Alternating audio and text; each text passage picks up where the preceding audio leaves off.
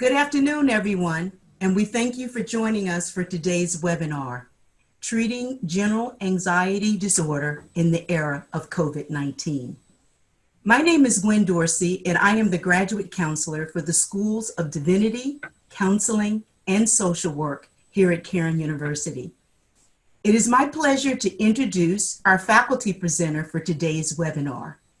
Dr. Bryan Maier is a faculty member in our Department of Counseling and Psychology. He has been working in the mental health field for 30 years and teaching counseling at the graduate level for 19 years. He is also a licensed professional counselor in Pennsylvania and teaches graduate level counseling courses here at Cairn. Bryan's mental health counseling experience includes, but is not limited to, marital issues, addiction, trauma, and pastoral counseling. In today's webinar, Bryan will discuss how counselors can prepare themselves for this new wave of anxiety in their clients and even help themselves during this uniquely challenging time. Before I turn things over to Bryan, I want to draw your attention to the Q&A chat at the bottom of your screen. Throughout the webinar, you are welcome to submit any questions you have for Bryan through the Q&A chat. And we will leave some time at the end of the webinar to address as many questions as you can. At this time, I'm going to turn things over to Bryan. Thank you, Gwen, for that introduction. And I'm really excited to be with you all today. Like Gwen said, I've been teaching at Cairn, but this is my second year at Cairn, and I'm really excited about that. But I've been teaching for almost 20 years and being a Christian counselor of some sort for almost 30 years. And yet, with all of that, I can honestly say that what we have witnessed over the last 3 or 4 months is genuinely something that is new to me. And I think whenever we have something new that comes across our life, oftentimes there's a feeling of fear that goes with that. And that's why I have chosen to talk about generalized anxiety disorder, because I think that oftentimes when we are on a journey and that journey takes an unexpected twist, like it has probably for all of us, then there's a little bit of fear that goes with that. And so I want to talk about generalized anxiety disorder today a little bit. And but before I start with the actual what I want to say about that, I think it's important for me to try to limit and let you know what I'm not going to be talking about today. Because I looked at the questions and they were really helpful and helped me shape a little bit about what I'm going to say today. But I need to let you know that with a topic this big, there's no way I can say everything that needs to be said about this. So there will be some limits that I put on this presentation. And so I just wanted to share a few of those with you. I'm not going to be talking about every single anxiety disorder that we deal with in counseling. I'm going to limit it to generalized anxiety disorder. And I'll talk about what that means and the differences it has with other anxiety disorders later. But I'm not going to be talking, for example, about things like panic attack or things like that. There's a lot to be said about those things, but I'm just going to limit it to generalized anxiety disorder. And then I'm also not going to get too far out of the realm of counseling, because that's what I do. I'm a counselor. And so most of what I'm going to talk about is going to relate to a counselor and a client in a clinical setting. And so, for example, I won't be talking about what you might do in a school setting, what you might do with young children, what you might do with middle school children, or if you're a guidance counselor at a school. I still think there'll be something that you can glean from this, but I'm not going to specifically address all of that. I mean, part of that is because, again, generalized anxiety disorder typically is diagnosed in adults, although not exclusively. And then finally, of course, in a presentation like this, I cannot give a silver bullet, something that's going to make anybody's anxiety go away. Those of you that have had me for class, I don't know if you're here today, but if you've had me for class, I don't pass out silver bullets very often. So this is not a silver bullet. This is not going to be a cure for everything, but it will be What I'm hoping to do is kind of just give us a little bit of guidelines, be helpful, and hopefully something we can get on how we help our clients. So treating generalized anxiety disorder in the area of COVID-19. Again, I had to limit it to one particular disorder, but the reason why I chose generalized anxiety disorder is because I think that probably captures as best as you can what many people are feeling in this season of time. And so I want to look at that.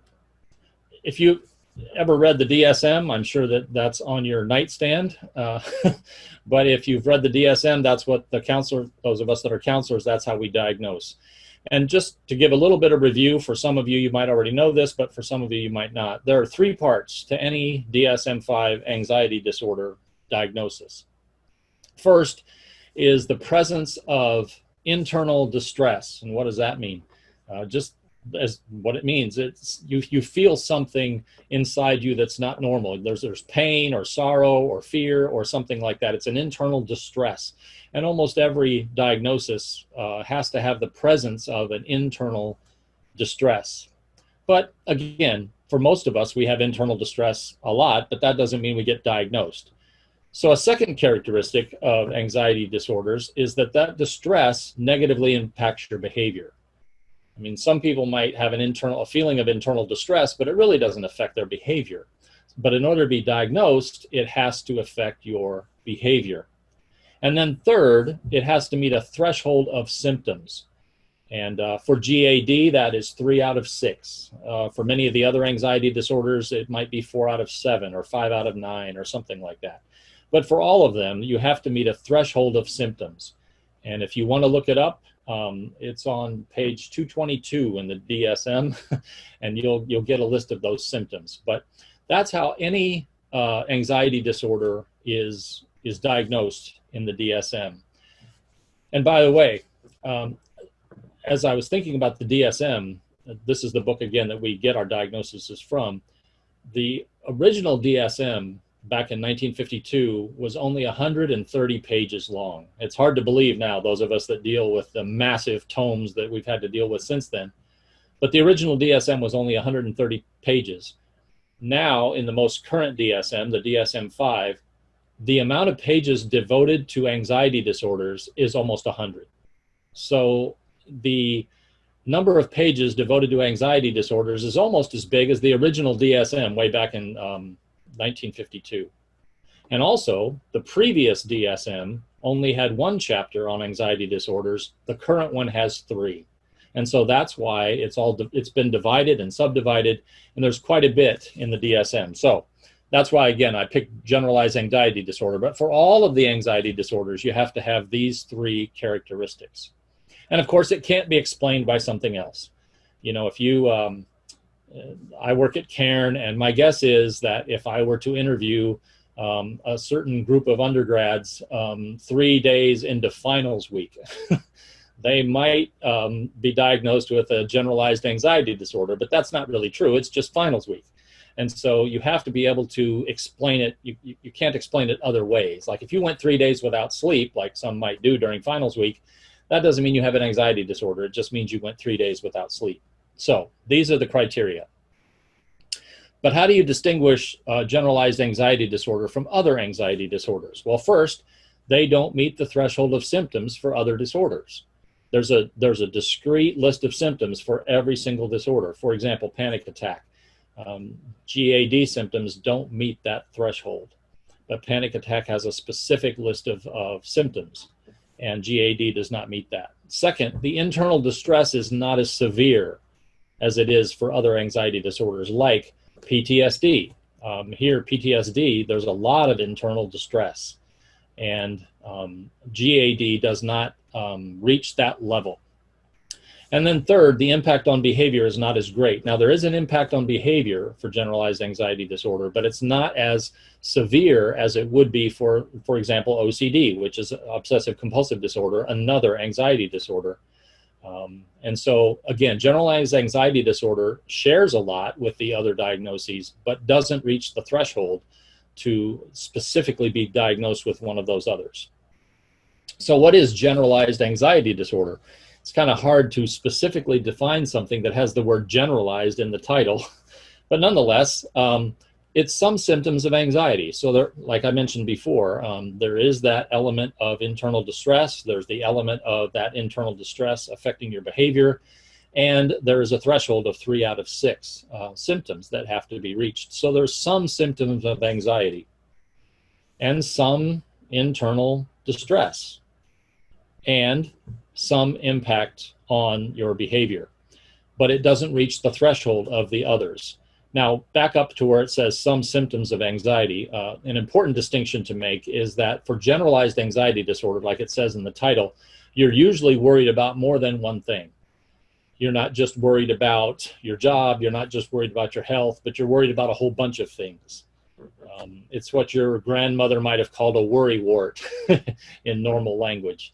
But people who suffer from generalized anxiety disorder tend to be worried about everything, or worried about a majority of things in their life, not just worried about one particular thing. For example, to contrast with like a phobia, which is another anxiety disorder.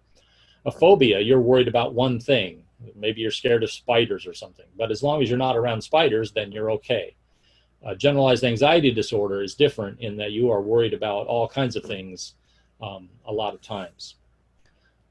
So how does this relate to COVID-19?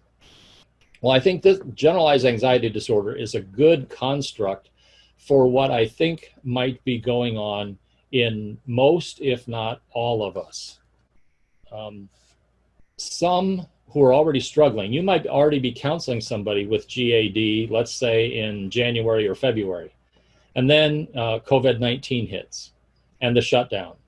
Let me just make a point here. I'm going to use COVID-19 and the shutdown as interchangeable, but I realize they're different. They do have different impacts, but I'm going to use them as interchangeable because they happen almost at the same time. But nonetheless, let's say you have a client in January that's struggling with GAD. Well, this COVID-19/shutdown is going to give that client something more to add to their already existent list of things that they might worry about. And so someone who's already struggling with GAD might experience an increase in symptoms. But what I think might be more common, I think that probably happens a lot, but I think what might be more common is clients that previous to the COVID-19 shutdown, previous to that, they would not be experiencing any kind of anxiety perhaps, but now they are because of what's going on. So some will exhibit symptoms similar to GAD in response to the COVID-19 shutdown. And maybe even a client will come in to see you just for that, that they have developed a sense of anxiety because of what has gone down in the shutdown.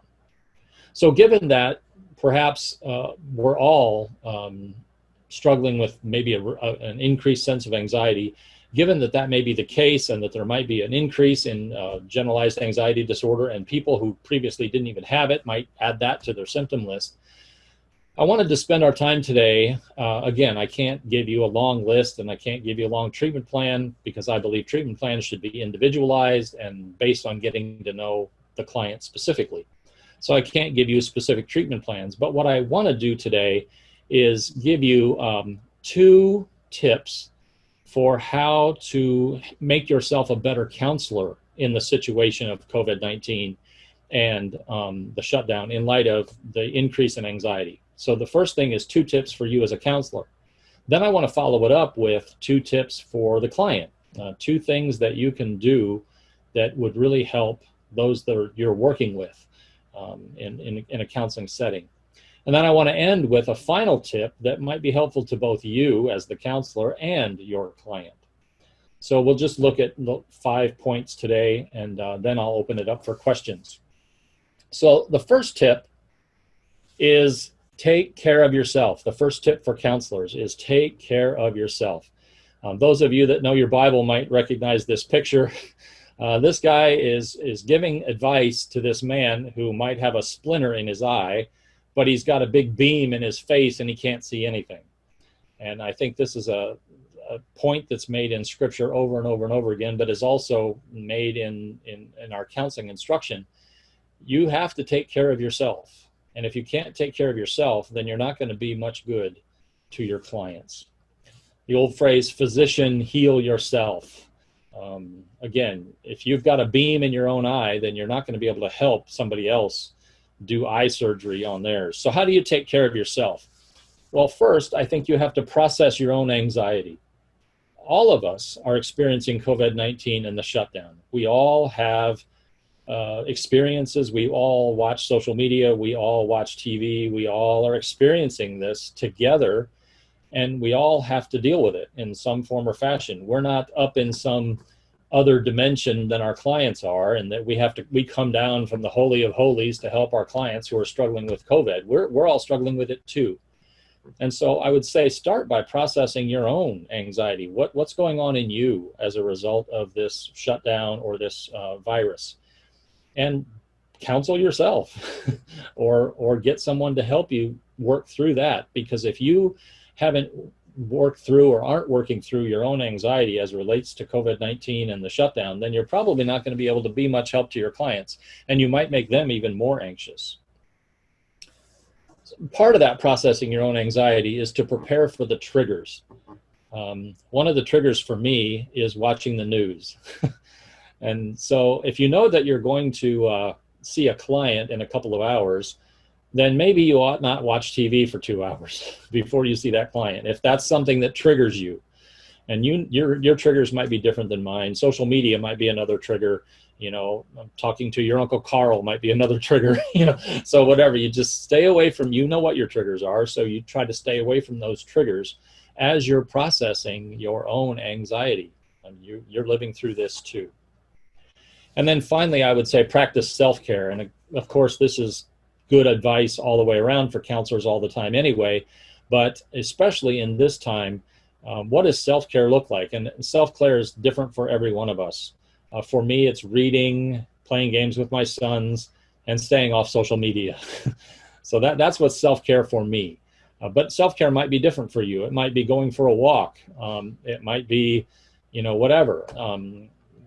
Whatever it is that you enjoy doing, keep doing some of those things so that your whole life is not absorbed and possessed by the fact that we're going through a virus and a shutdown.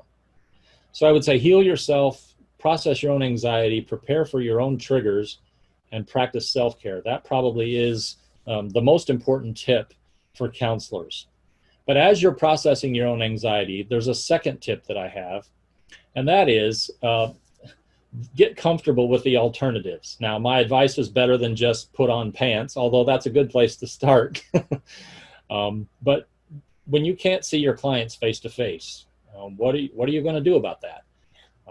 And most of the time that involves some form of online counseling. Although now, at least in Pennsylvania, they're trying to get us to do face-to-face counseling with masks. But before that, it was online counseling. And if you're like me, I was not comfortable with online counseling. I've never counseled anyone online, so I had to learn how to do that. And part of that learning how to do that is getting comfortable with the alternatives, making it as normal as you can for the clients. And for me, that meant, learning where the buttons are, learning like when the video doesn't work, why might it not be working, looking at the audio, why does it not work, learning how to do breakout rooms and things like that, because those of us that can, we had to learn how to do that quickly in March and April when our school was shut down. So, but with clients, getting comfortable with that and not making it odd. Now, of course, being in a Zoom session can be odd, but I would say make it as normal as you can. One situation might be that you started out seeing the client live, and then you had to switch over to online counseling, and how abrupt that might be. This happened to me again at Cairn. One of the distinctives of our program that I really enjoy is that we have a lab function, and our lab meets together for every week for a year, for the whole year. And we were really enjoying each other and getting to know each other and growing and practicing our counseling skills and things like that. And then it all came to an abrupt end. And suddenly we were all a bunch of boxes on a screen. And that was tough. And it might be tough for you if you've been seeing a client, especially for a long time, then to reduce it down to a box on a screen. But again, to the degree that you can make it normal, you lead in the transition. You make it comfortable as best you can for the client, and then they can trust in the fact that you're comfortable with it and you're okay with it, and then they can relax and try to go back to what you were doing before. There might be a case where you have a new client that you see online from the beginning and that you never get to see them face to face, or that you're postponing, you're waiting until it's okay to see a client face to face, and that brings with it its own package of struggles, because if you're like me, when I see a client for the first time, there's a whole lot of data there besides just what they're saying. Body language, eye contact, presence, all kinds of things like that. And when I counsel online, when I first started counseling online, I felt like I was an airplane flying with no radar, because I'm so used to the radar of being in the room with someone and listening deeply to what they're saying and trying to understand. But you just don't have that when you're online. And so you have to be extra special about that, and being careful. This is a little bit of a funny story, but I've had to get good at this. And there was one client that I was seeing a couple of months ago, and he started to look what I thought he looked tearful. And so I said to him, "I can't tell, are you being emotional?" Which I would never say in real life, because I could either tell or I would know whether they were emotional or not. But I said to him, "It looks like you're being emotional." And he said, "Yes, I am." And so, but I had to validate that with him because I couldn't tell because it was online. And then it was funny, about 15 minutes later, he said, "By the way, I'm being emotional again." So he had to tell me. But you'll get better. And now, now I'm getting a little bit better at even reading people online. So all that to say, get comfortable with the alternatives. I mean, you can complain to somebody that you care about, but in the long run, you've got to learn how to be comfortable with that. So the first tip for counselors is process your own issues, take care of yourself. The second one is get comfortable with the alternatives. Once you do that, then I have 2 tips for how you can help clients as they're struggling with their own anxiety. But before that, this is what a Zoom session might look like if you've never seen one before. So you can see from this that I am able to still take on one of my famous listening poses. Those of us that have a beard, we can do that. And so I can still do that online. The person next to me is not one of my clients. Don't worry, I'm not violating confidentiality. That is my son who helped me put this together. So, but get comfortable with talking to somebody like that. One other specific tip, and I was just thinking about this today, know where the camera is, because for online counseling, I'm so used to looking the other person in the eye. But online, you might think you're looking them in the eye because you're staring at their eyes, but you're really looking down or up or off because you're not looking in the camera. And so again, just a simple little thing. Learn how to look in the camera, because that's really providing eye contact. Okay, some tips for how to help the clients. First is give them space and time to listen. And this is good advice all the time anyway, but I think in this day and age with COVID-19 and the shutdown, address those feelings of anxiety directly. We call it sometimes in the counseling world the elephant in the room. Everybody knows we're all experiencing this together. We're all going through this COVID thing together. We're all going through the shutdown together. And especially if your client is struggling with anxiety about that, it would be best to maybe just take a pause and address that directly and let them say whatever they want to say, because they're feeling something about this, and it would be really helpful for them to be able to just process what they are feeling. And second, listen a little bit longer. Again, this is good advice all the time anyway, but being patient, because this is a new thing. None of us have experienced this before. I think the last big pandemic flu was 1918, and I suspect there aren't many folks left who went through that. So this is all new for all of us, and it's new for your clients. And so let them talk, let them process, let them be scared, let them tell you what they're feeling, and maybe you listen a little bit longer and you're patient, and maybe you want to get back to what you were talking about before they started getting all anxious about the virus and the shutdown. But maybe you just have to take some time and be patient with them. And I just want to say here, this is Counseling 101, but it can't be stressed enough that with all clients, but especially those that are struggling with anxiety, take time to listen.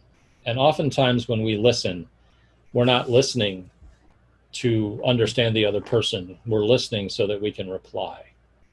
And if you listen to conversations between two people these days who are talking about the pandemic or talking about the shutdown, it's usually one person who tells a story and then another person says, yeah, right, well, let me tell you my story. And then they tell their story and they're back and forth and back and forth. But they don't really grow in understanding one another. They're just complaining to each other about whatever.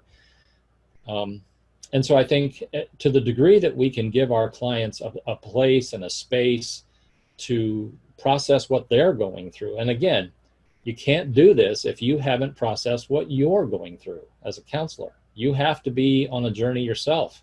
You have to be taking care of yourself, because to the degree that you can take care of yourself, then you can provide this for your clients. But if what you're going to do is just wait for them to take a breath so that you can jump in and tell them what to do, that's really not going to help. So make sure you listen and be patient. Second tip, validate their fears. Validate their fears. And this is important because you have to realize that the counselor and the client might not see things the same way. In fact, they probably won't. There's more than one way to view this pandemic, and there's more than one way to view the shutdown. In fact, there's more than two ways. You may think of it on the extremes, one way or the other, but it's not that. There's more than just two ways. There's probably 10 ways to view this. And your client has their own spin, their own view of what's going on and how they're processing it. And recognizing that you might not see things exactly like they do can be incredible, because otherwise you'll just get into a discussion with them. And so related to that is, don't impose your views on the client. This is not the place to argue politics or anything else like that, but rather recognize that they're scared maybe, or they're angry, or they're sad, or whatever they're feeling. They have a right to feel that way, and their feelings are a clue to who they are. And so you let your curiosity follow you, so that, back to the listening piece, where you understand them, you're trying to understand them rather than to educate them or tell them that your view of this pandemic or your view of this shutdown is correct and theirs isn't, and they shouldn't be worried about this, or maybe they should be worried about this. Those are all your views that you're supposed to be processing on your own, way back to tip 1 for counselors. But with clients, you don't impose your views on the client. And then again, recognize that their feelings are real. Whether they fully understand what's going on or not, whether their views are informed according to your view or not, their feelings are real. And I think that to the degree that we can validate and let them know, I know you're struggling, and let's talk about that, rather than just being in a hurry to get back to talking about their depression or their marital problems or whatever else you were talking about before this. Validating that you're having some feelings as a result of what's going on in our country, and it's okay to have those feelings, and let's just talk about that. So those are the 2 tips for working with clients. Again, there could be a whole lot more, but I think these are just some broad tips. But I want to end with a tip that I think is important for both of us, those of us who are counselors and those of us who are clients. Because when something like this happens, like I said, in my lifetime, it's never happened before. And that causes a lot of fear. Oftentimes, it's an opportunity for us to reassess the true source of our stability and security. And I think most of us, when things don't go our way, we lean back on a few predictable rocks or stability. I think of a mountain climber. And if you look at this slide, you see the guy in the blue, the one at the top. He looks pretty brave. Well, the reason why he's so brave is because what would happen if that guy slipped and fell? He would fall about 10 feet, right? Maybe 12 feet. He might fall on a rock and it would hurt, but he's not going to die. And that stable platform down there, that shelf, that mountain shelf full of snow, is pretty stable. He's not going to fall down the mountain. And so he can climb with confidence, because if he falls, he's going to fall onto that shelf. And I think most of us probably have that similar attitude towards the things in our life that may or may not go wrong. And we have some predictable things that we lean on, some predictable things that we fall back on for security and stability. And the first thing is our health. I mean, you'll hear someone say, well, at least I have my health. You know, if things are going wrong in my life, you know, at least I can still go up and down the stairs, you know, or at least my blood pressure's okay, or my cholesterol's okay, or I'm not overweight, or whatever, you know, and you say things like, well, at least I have my health. And you take some kind of confidence in that even though other things in your life might be chaotic and unpredictable and fragile, you think to yourself, well, at least I'm healthy, and that makes me feel okay, and you can relax. Another place we typically turn is money or our job. You know, you might say to yourself, like, for instance, the recession of a few years ago, you might say, well, you know, that was a recession and that was pretty bad, but I still have my job and I still have some money.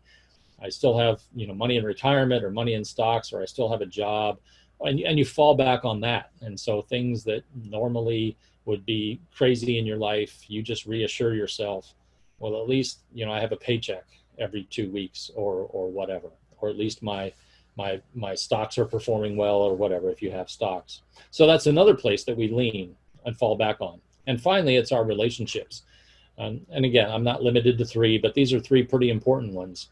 We fall back on our relationships and we say things like, well, at least I have my husband, or at least I have my wife, or at least I have my children, or at least I have my parents, or my brothers and sisters, or my friends, or my church, if you're a Christian, or my small group, if you have that in your church. And so you reassure yourself with, you know, I've got these people in my life and they really care about me. And so even if things go wrong, even if things are crazy, and I fall, I can fall onto my relationships and I'll be okay. Just like I can fall onto my money, fall onto my job, fall onto my health. So I think these are, on a day-to-day basis, we probably depend on these things to reassure us more than perhaps we ought to. And what's the problem with that? What about when these things are at risk? And I think COVID-19 and the shutdown probably exposes for us, or reveals for us, that those things that we're typically resting on, falling back on, they're not worth falling back on. They're fragile too. For example, your health. COVID-19 reminds us of our own mortality and the fragileness of human life. You might know someone who's died of COVID, or you might be in the risk group, and you might think that you might be scared that you might be susceptible to this. A virus is something that we really can't fight, or we think we can't. And so that's a real fear. And so if you are saying, well, my life is okay because I still have my health, well, COVID-19 kind of exposes the fragility of that. Second, if you're falling back on your job and your money, then the economic shutdown threatens that. I mean, maybe you're a hairdresser and you had deemed unimportant, or unessential, I guess is the term that they use. You're deemed unessential, and therefore you just lost your job. And so all the money that you were making is gone. Maybe you've had to dip into your savings, or maybe you had no savings and now you're really scared, or you've had to file for unemployment for the first time in your life. And so now you can't say, well, at least I have my job, because that's proven to be not a stable shelf that you can fall back on. The shutdown has exposed and revealed that. And finally, the relationships. You may have friends and relatives that have died of COVID-19, or you might be afraid that they're going to die of COVID-19. My son works at a nursing home, and when I go to pick him up, they have set up these visiting stalls outside the door, and there's a big plexiglass shield. And the way you do it is you drive up in the car on one side of the plexiglass shield, and the family stays in the car. And then on the other side of the plexiglass shield is the resident of the nursing home, either in their wheelchair or walker or whatever. And they're on the other side of that plexiglass shield. And that's how they visit with one another. And I think And that's a new thing. That is how sad that would be if that's how you had to visit with your family. Or worse, someone in your family has passed away. Being quarantined strains relationships. I was reading the other day that some folks are claiming, and you know what statistics are, but some folks are claiming that there's almost as many suicides as there are deaths from COVID, because we've been stuck together.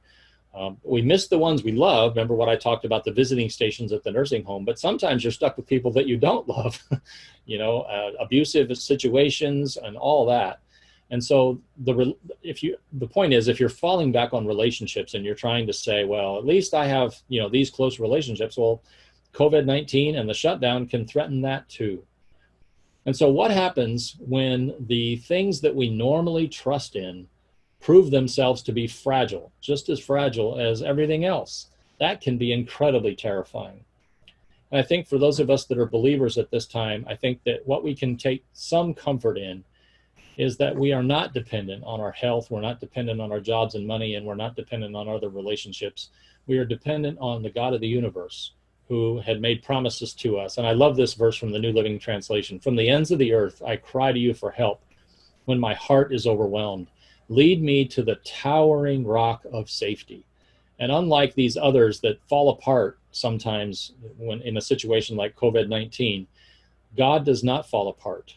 And if you're a believer, you hopefully have experienced some of that.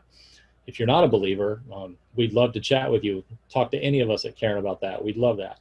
But if you're a believer, you know that this is what God wants us to lean into permanently. This is what we can really rest in. And my son, who picked out this slide for me, assured me that this tower is probably several, over 2,000 or 3,000 years old. And here it has weathered all this. And that is what God claims that he can do for us.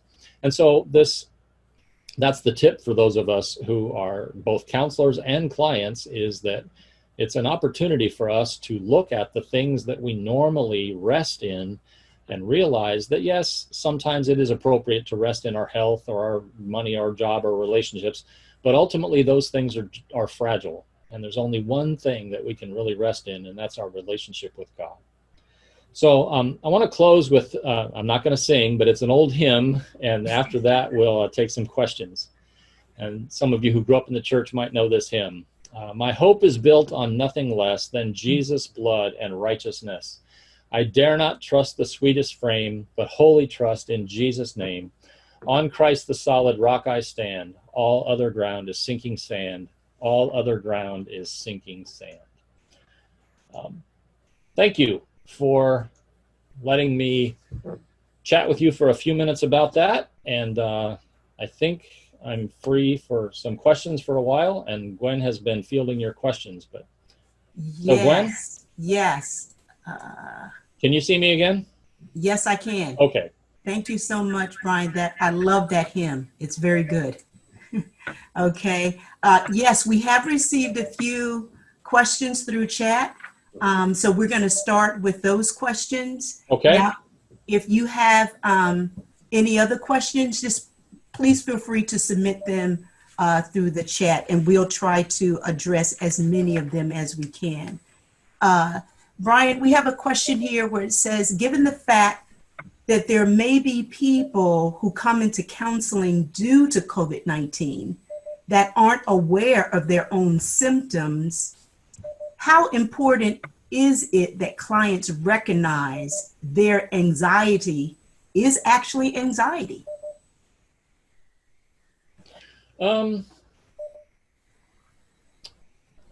Not quite sure what the question is, but I will take a guess. I think when a client comes in and they're not, maybe they have a particular feeling, but they don't know what to call it. I think sometimes we can help as counselors by putting a name to something. Some folks actually are comforted when they see that they meet the criteria for a particular diagnosis. Others don't really respond to that very well. But I think for us to provide a name for it, oftentimes provides an opportunity for them to say, okay, that's what that is. And then, okay, where do we go from here? And maybe we can help with that. So I think that might be one way we can help is to put a name to it. And then again, like I said before, to talk directly about it. For example, something like, it sounds like you're really scared about these things, or you've got some strong feelings. Maybe I don't want to use the word scared, but you've got some strong feelings about this. Tell me more about that. So I think that's what I would do. Okay, very good. Body language and facial expressions almost can give as much information as the words a client gives. Mask will take away the facial expression component and possibly reduce the ability to use the calming technique of drinking water. Is there any way that we can combat this issue? That is a tough question, and one that I'm struggling with right now. And I think, bottom line, every counselor has to make their own decisions. Right now, I mean, it was hard enough for me to learn to counsel online, and right now I'm not counseling anybody in a mask. And so, but if that's the direction that we have to go, I think, like I said, we have to learn to deal with it as best we can. And if you shut down one form of data, again, I love looking at clients. Eye contact is not just eyes, but it's their whole face, their facial expressions, and like the questioner said, body language, all of that is very important data. And I called it radar in my presentation. So I think, yes, and to shut all that down. But I think whatever we still have access to, and I find myself sometimes when I'm at the grocery store wearing my mask and everybody else is wearing their mask, you notice people's eyes a little bit more than maybe you did before. So maybe if we're all stuck wearing masks, then we will have to look more at clients' eyes. But right now, counseling in a mask is something I'm going to have to learn how to do. Okay, very good.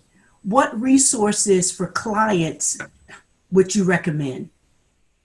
I recommend Beck's Anxiety and Depression Inventory. Someone mentioned available online to help clients see level of anxiety and depression. It is also helpful for providers if you are audited. So this person is asking, what resources for clients would you recommend, Bryan? Well, I think the ones you listed there are helpful. There's two broad groups. One is assessment and one is treatment. Assessment, the tools that you mentioned there are helpful. And again, it may provide language so that the client has words for what they're feeling. So yes, the typical assessment tools for diagnosing anxiety or for assessing anxiety might be very helpful. And then as far as treatment for anxiety, you would want to be a little more specific, but for generalized anxiety disorder, I'm not aware of a specific text for that, but there are some books about anxiety. But I'm not sure that necessarily reading a book, while that can be helpful, I think it's more helpful, again, to have that face-to-face contact and to really listen well and explore, how does this client display their anxiety and where does this client's anxiety come from? And so I would say curiosity is always good, learning more about this particular client and how their anxiety displays itself. So I think that's what I would do.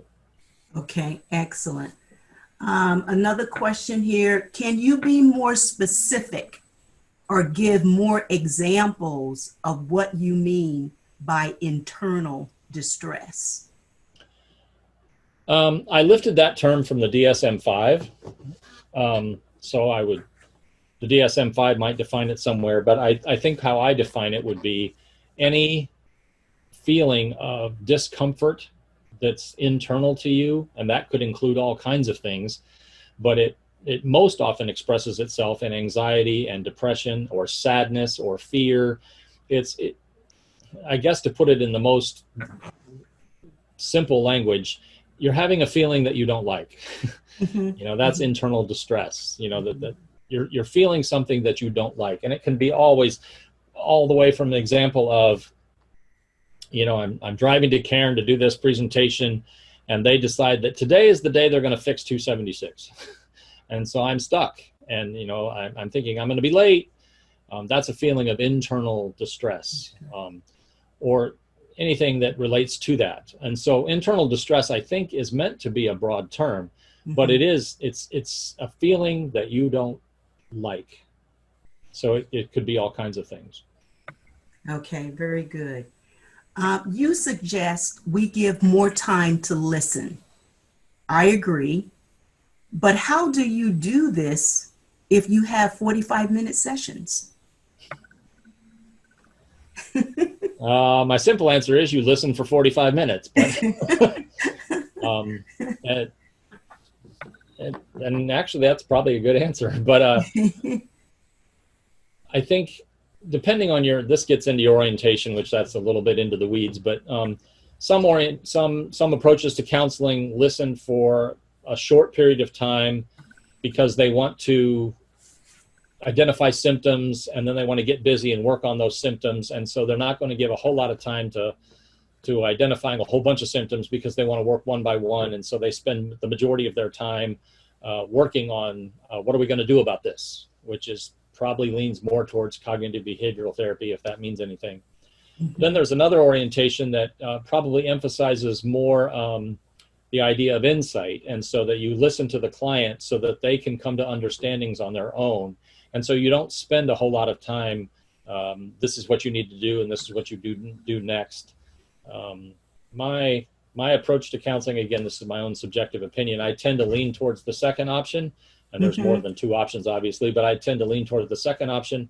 And so I'm not really in a big hurry. I don't think I have to. I think if I listen to that client well for 45 minutes, I think I've done them a great service. And I've learned quite a bit about them. Because these days, again, how long do people listen to one another? You know, probably about 5 seconds. And so when you, especially this is off topic, but especially in the days of Twitter and Instagram and Facebook and all of that kind of thing, nobody listens to anybody on those things. And so when you actually have someone listen to you and really care about what's going on inside of you and is really curious and wants to bring their resources to bear to try to understand what's going on in you, that's an incredible gift. And if it takes time to do that, then it takes time. Yes, yes. Any tips on helping people navigate insurances not covering telehealth? Nope. By the way, I needed to mention a shout out to Serving Leaders, where I do some part-time counseling, and really enjoy that organization. It's a great organization, and they handle all that for me, so I don't have to worry about that. But I think I don't know how to. I mean, obviously, you want to provide a diagnostic code and the usual things that you would do to get insurance reimbursement, but I don't know what more you would do than that. Okay, very good. How do we validate a client's feelings without reinforcing them? For an example, if they are not founded in reality. Yeah, that's a good question. I think separating how they feel and where those feelings come from is one way, but you can't separate those feelings from where those feelings come from until you actually understand the feeling. And so you can validate that. For example, somebody, let's say I'm dealing with an addict and they had a slip this week and they drank or whatever, used drugs, and they come in and they're feeling ashamed. And so they have a feeling of being ashamed. And then I might pursue with them, you know, what happened that you slipped this week and that you drank or whatever. And they might say, well, here's why. And of course, their reason is not going to be legitimate. And we're going to have to process those reasons and think through where they came up with those reasons. That's one thing. But at the end of the day, they're still ashamed of what they did. And so we have to deal with the shame. We have to deal with the fact that they're feeling this and let them have that feeling, and then use that as a clue to explore, well, where is this feeling coming from? So I guess I would use it as a bridge. And it's hard. When I was a first counselor, I thought I had to correct everything that everybody was saying. And since I've grown out of that, I hope that I don't have to correct everything they're saying. I need to let them say what they need to say. And then we can look at together, you know, where did this come from? Where's this coming from? those kinds of things. So I'm not, I guess maybe this is what the questioner might want to hear, and it's true. Validation does not mean that I'm agreeing with them. Validation just means I'm letting them feel what they feel. Like, I don't agree that the addict should have slipped that week, but I'm going to let them feel the shame for it or whatever it is they're feeling. Okay, very good. What are your thoughts about phone counseling for those clients that don't have reliable internet? That's another thing that we're probably just going to have to get good at. And in my head, I'm thinking that shuts down even more of the radar. But I'm old enough to remember before the internet, people used to talk on the phone a long time. And they got a lot out of those phone conversations. You know, you and your friends would talk on the phone for a long time. And so maybe it is possible. Again, just because all the radar is shut down, not everything is shut down. So I've had some good conversations with students, and I don't think I've done any phone counseling, but I've had good conversations with students, and I've had good conversations with parishioners over the years over the phone.